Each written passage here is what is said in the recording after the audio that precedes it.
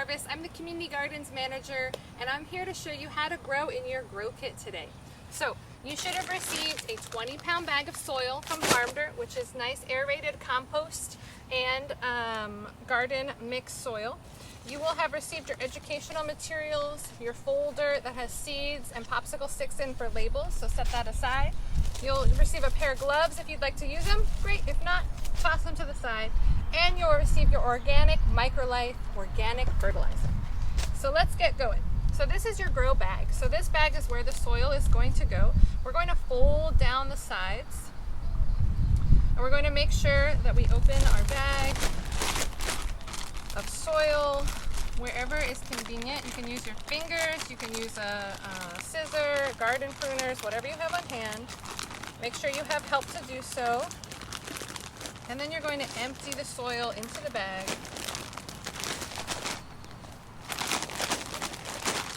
And you're going to fill the bag up with your soil. However you do it is great.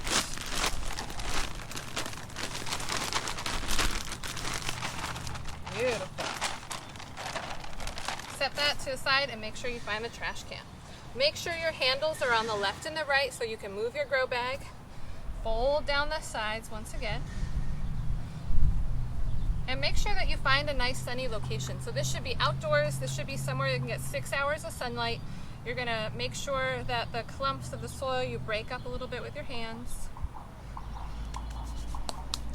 And our step one. One pointer is that on the tag on your grow bag, you will see a QR code. Scan that and find us online, our Sprouting Up page. You can watch another instructional video from our previous season of grow kits and find out more information and find your educational materials on there electronically.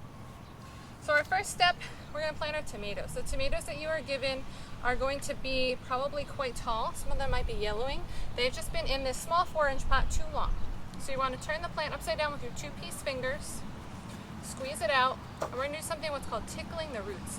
So we want to basically loosen up the roots here so that they're able to go into the soil and take root there and not be bound going in circles. We want the roots to be able to look for nutrients and water. Good. So you tickle your plant. You're going to dig a hole quite deep. This plant, we want to make sure we pinch off any of the leaves at the very bottom. And we want to plant this deeply. So I'm going to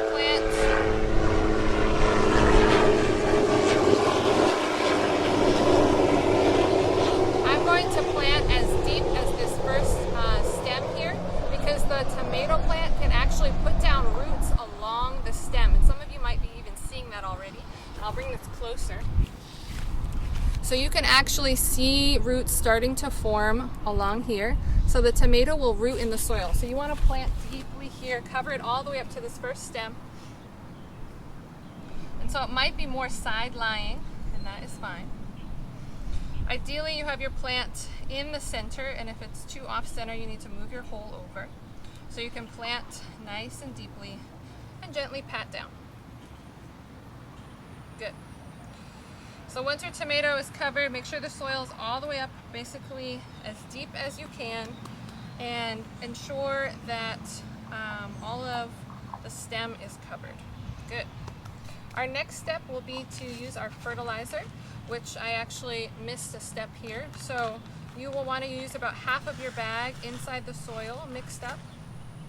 This is organic plant food, and this is going to fertilize the plant throughout its life in this first month. You'll want to sprinkle a little bit on top. If you notice it gets a little bit fuzzy on top, it is because that soil is just organic material, or that fertilizer, so it's going to produce some mold, and that's totally fine. And then you'll save the rest for your next month so you can continue to feed your plant around the base of the plant, and you can mix it in the soil as well. So then we'll plant our bush beans. So you have the packet of bush beans, and there's instructions on there. Follow those. You're going to plant your bush beans 1 inch deep and 6 inches apart.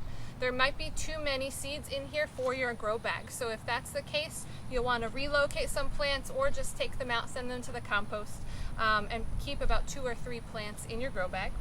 Then you have your basil. You can plant half the packet. You're going to sprinkle the seeds on top, lightly cover it with soil, and then space them out to about 12 inches apart so that your basil plant can get nice and big. And you'll again have a couple plants in here. You have more seeds than plants can fit in your grow bag, so make sure you make space. Find another recycled container for your plants to live, or give them to a friend or a neighbor. If you have any questions, reach out to us online. Reach us on our urbanharvest.org. Make sure you label your plants so you don't forget where they went, right on that popsicle stick. And the last step is watering. So make sure you water really deeply the first time, and then you'll just be sprinkling the surface, getting it nice and wet so you can see that sheen of the water, maybe every day as the summer starts to heat up. Your tomato plant likely is going to get too hot for it to produce fruit over the summer, but leave it in there, keep watering and fertilizing, and over the fall you should get more tomatoes. We hope you enjoy growing and look forward to hearing from you. Take care.